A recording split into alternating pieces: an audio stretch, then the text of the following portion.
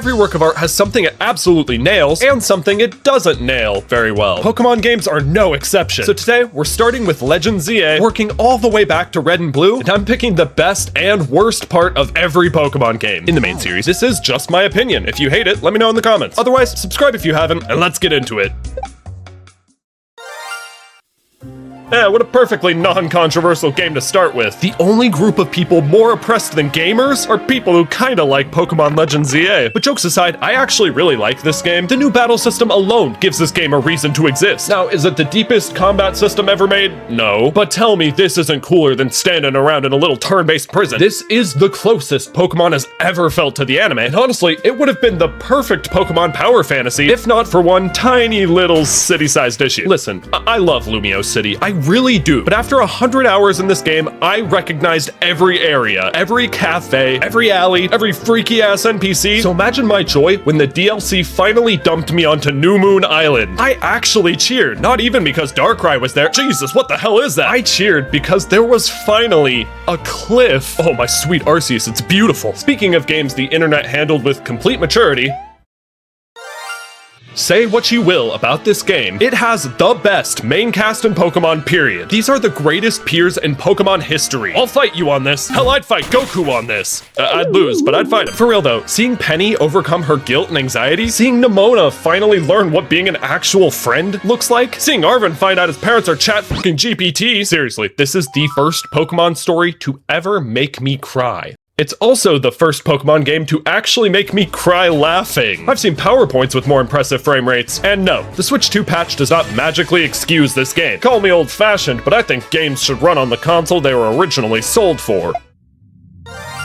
Ladies and gentlemen, let's hear it for the game that single-handedly defended the honor of Pokemon throughout the entire Switch generation. Legends Arceus. Or Arceus? Whatever. I don't think this game is beloved just because it reinvented Pokemon. I think it's beloved because it also answered a question every Pokemon fan had as a kid. What the hell happened before Pokeballs? Seriously, how did people survive? Did they just die? As it turns out, yeah, they absolutely did. The Pokemon were kind of dicks, actually. And I love that. This game, for the very first time, actually made the Pokemon world feel dangerous. Suddenly, Pokemon weren't just dumb little babies waiting around to join your team. They were wild animals actively trying to kill you. From a world building perspective, this game absolutely cooked. When it comes to the actual world itself, I thought it was just okay. Hey, put the gun down. I love Jubilife Village, but having to warp back there between every area makes the whole adventure feel weirdly disconnected. You can almost see the seamless open world game trying to break out of that stupid fucking hub world. I'm sure it came down to time constraints and technical limitations, but if they gave this game another year in the oven, I genuinely think we'd be talking about one of the greatest Pokemon games ever made. Needed another year in the oven. At this point, that might as well be Game Freak's fucking slogan.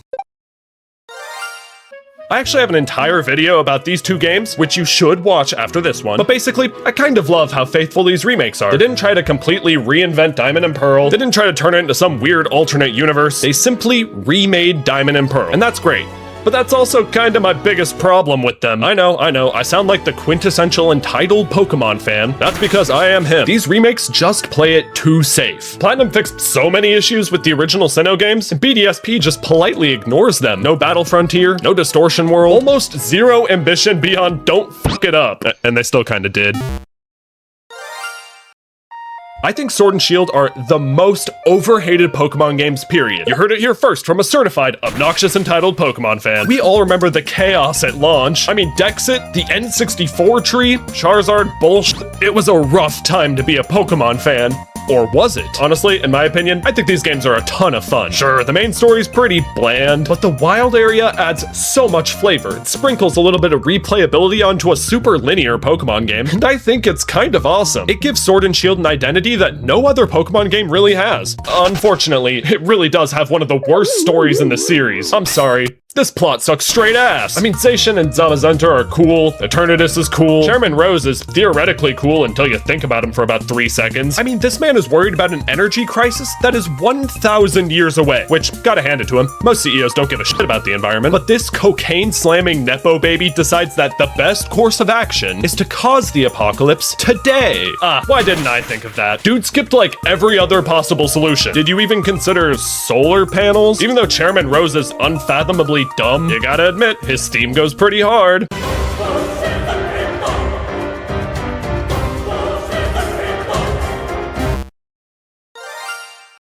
I'm actually planning a whole video on these games, so I'll keep this one short. My favorite part is easy. The ride Pokemon, hands down. This is the best version of this mechanic we've ever gotten. I mean, look at this. Riding on Snorlax's belly? What's next? Riding Haunter?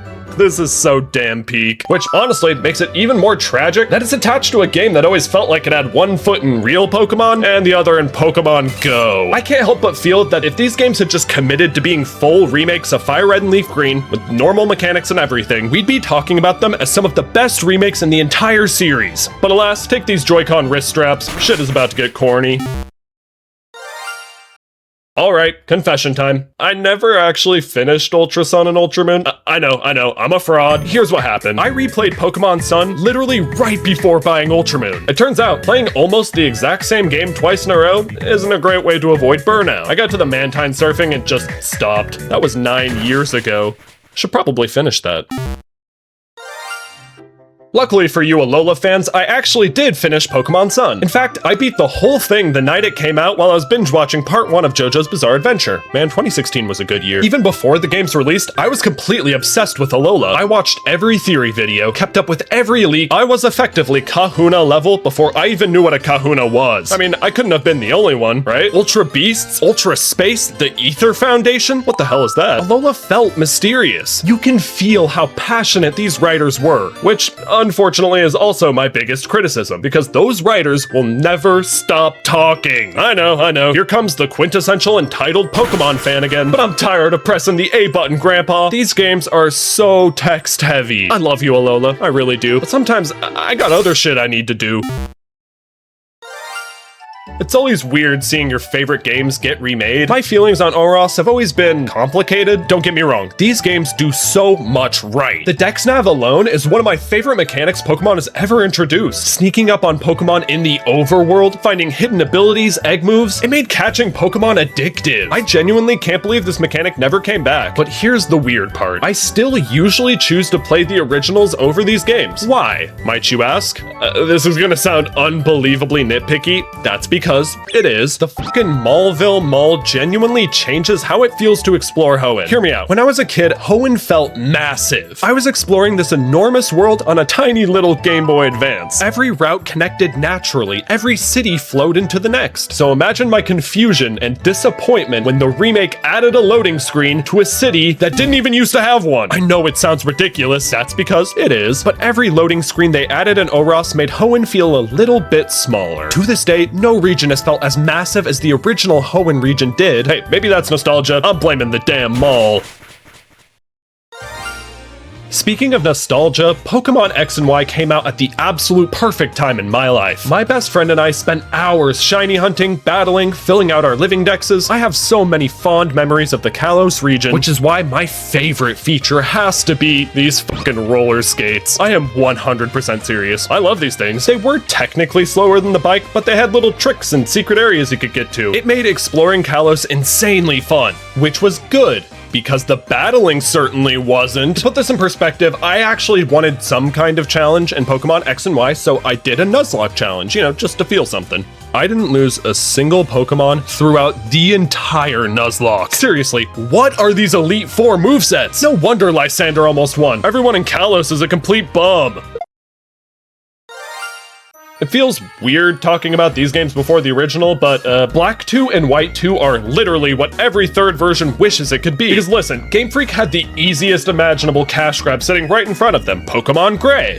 Same story, same region, slap Gyarados on the box, boom. Money. Instead, they made an actual full-fledged sequel to Black and White, hence those nifty little 2s on the box art. 2 years after the events of the original story, Unova has changed, the characters have changed, and the story actually respects what came before it. Like, seeing N show up at the end of the story to save the day. Character development in my Pokemon game, I love you, N. But if I have to roast one thing, it's gotta be these bums. It's so boring that they're just the Unova starters again. No new coats of paint or bells or whistles or anything like that. They were boring the first time around, they're worse a second. Sorry, fellas. Pokemon Black and White might be the most misunderstood games in the entire franchise, because the exact reason most people hated these games are the exact reason I think they're so special. For the first time since Generation 1, it was all new. No Pikachu, no Charizard, just 156 brand new Pokemon. Listen, I get why people hated it at first. Imagine buying the newest Pokemon game with the sickest sprites we've ever seen and slowly realizing your favorite Pokemon is nowhere to be found. But for me, that was the magic. Every route was exciting because you genuinely had no idea what you would find. I remember catching my first Emolga and just dreaming what it would evolve into. Emolga, you're level 65. Why haven't you evolved? It was magical. But if I had to roast one thing about Pokemon Black and White, what the hell is going on here? We've got the Tau Trio, the Swords of Justice, the Forces of Nature, Victini, Meloetta, Genesect. Why do I need a whole-ass employee directory to keep track of all these legendaries? I think the newer games have done a fantastic job making fewer legendary Pokemon that feel more memorable. But even then, I can't deny, these are some of the best designs in the entire series. Fight me, Goku! Most people consider HeartGold and SoulSilver to be the holy grail of Pokemon, and honestly, who can blame them? These games do almost everything right, but the thing that fascinated me most as a kid was the clock. Gym leader rematches weren't just something you selected from a menu, you had to meet them at specific days, at specific times. It made Johto feel like a place that kept existing even when I turned my DS off. Unfortunately, replaying these games nowadays is a little rough. I'm not even gonna mention the level curve, but Generation 2 has always had a Pokedex problem. The remakes had an opportunity to fix it, and they just did nothing. Well, why didn't I think of that?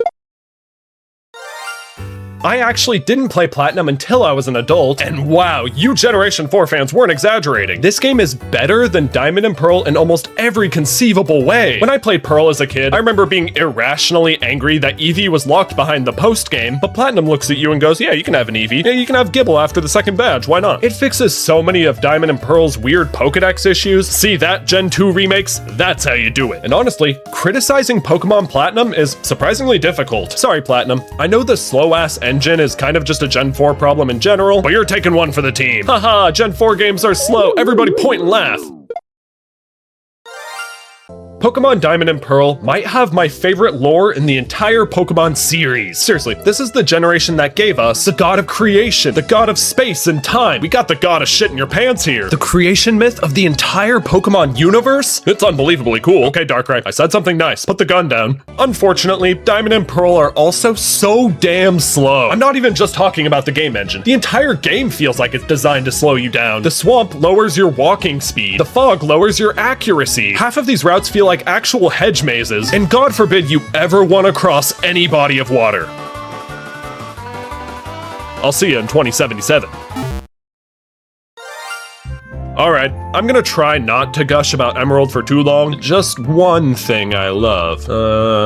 This cutscene. I know. It's basically just Rayquaza flying down, but seeing the heavens split open, Rayquaza descend from the sky on a Game Boy Advance, it absolutely blew my stupid little kid mind. I still get goosebumps watching it. I cannot stress enough. On a Game Boy Advance. Side tangent. Does anybody else remember when they put entire episodes of Dragon Ball GT on Game Boy Advance cartridges? Let me know in the comments if you ever had one, and if you did, congratulations, you're old. Oh yeah, I'm supposed to be roasting Emerald now. Hear me out. The match call is one of the worst mechanics Pokemon has ever introduced. The mechanic itself is fine. I think the Versus Seeker in FireRed and LeafGreen is better, but that's besides the point. My real problem is that the match call interrupts whatever you're doing. Trying to set a world record on the bike path? Trevor has something very important to say. I genuinely think FireRed and LeafGreen are the definitive way to experience Kanto, and simply put, that's my favorite thing about them. Much like BDSP, its faithfulness to the original is both its greatest strength and its greatest downfall. Seriously, they wanted to be so faithful to the originals that they were practically prisoners to them. They didn't just lock all the non-Kanto Pokemon behind the post-game, they locked them behind the post-game. You beat the Elite Four, you clear the Sevi Islands, you upgrade your Pokedex, and then, congratulations, you can finally have Crobat. Thanks, Game Freak. If you're a die-hard Gen 1er, this might be your perfect Pokemon game. But if you're literally anyone else, I'd recommend a ROM hack. There are a million things I love about Ruby and Sapphire, but let's skip straight to the coolest one. Have you ever actually caught the Reggies in these games? Be honest, because as a kid, this felt impossible. Braille? How am I supposed to read Braille? The only girl I knew that knew Braille couldn't even read the screen for me because she was blind. Solving these puzzles felt like solving an ancient conspiracy. I don't think Game Freak has ever made a cooler legendary quest than this, I'll say. And for the bad thing, you probably think I'm all gonna complain about the water. Honestly, I'm over that joke. Actually, fuck it. I like all the water. Sue me. My real problem with Hoenn is the caves. Every single cave in Hoenn is either way too short or it requires copious amounts of HMs. There is no middle ground. Both of these options make me kind of angry. What can I say? I'm a guy who likes cool caves, and there has been a severe lack of them in recent Pokemon games. Game Freak, please, if you bring back caves, my firstborn is yours. Alright, confession time number 2. I still haven't played Pokemon Crystal. However, this game deserves credit for one huge thing: the option to choose your gender at the beginning of the game. For a 2001 JRPG, this was kind of a big deal. Every Pokemon game since has followed Chris's lead, so thank you, Pokemon Crystal. I'll play you eventually, you know, after Ultramoon. Pokemon Gold was actually one of my very first Pokemon games. Fun fact, the internal battery in my cartridge was completely dead, so I basically couldn't save the game at all. This meant every time I actually wanted to play it, I had to keep my Game Boy plugged into the wall for the entire playthrough. Somehow, I still fell completely in love with Johto. Looking back, I think it was because of this day-night cycle. Nowadays, it really doesn't sound impressive at all, but back then, watching the entire world slowly change colors, only finding Hoot Hoot at night, I say this a lot, but Johto felt like a real place. Unfortunately, Johto is also experiencing a stone recession. In Kanto, you can buy fire stones or lightning stones like candy, but in Johto, you get one of each. There aren't even enough to finish the Pokedex. Who approved this? Guess who hasn't actually played Pokemon Yellow? Yeah, I'm definitely not beating the fraud allegations with this one. At this point, what is there left to say about Pokemon Red and Blue? These games changed everything. They didn't just create Pokemon, they basically defined what a monster-catching RPG could even be. Without these games, none of the rest of this video even exists. But if we're being fair, they also look and run like complete dog shit. Listen, I will always respect Red and Blue. The fact these games became a worldwide phenomenon on 10-year-old hardware that was practically held together with duct tape, it's honestly incredible. And that's kind of the entire point of this video. You might think one piece of art sucks just because it looks ugly. You might think another piece of art sucks because of a mall, I guess. Every Pokemon game means something different to somebody. My favorite's Emerald, maybe your favorite's Scarlet and Violet, or maybe you're one of those freaks still defending Brilliant Diamond and Shining Pearl. And you know what? Hell yeah, that's awesome. I want to know which Pokemon game is your favorite thing about it, your least favorite thing about it. I'll be reading all of the comments. If this kind of trip down memory lane is your sort of thing, go ahead and subscribe. And if you're one of the early viewers, hype me up a little. Thanks for watching. I'll catch you in the next video. Till then, see ya!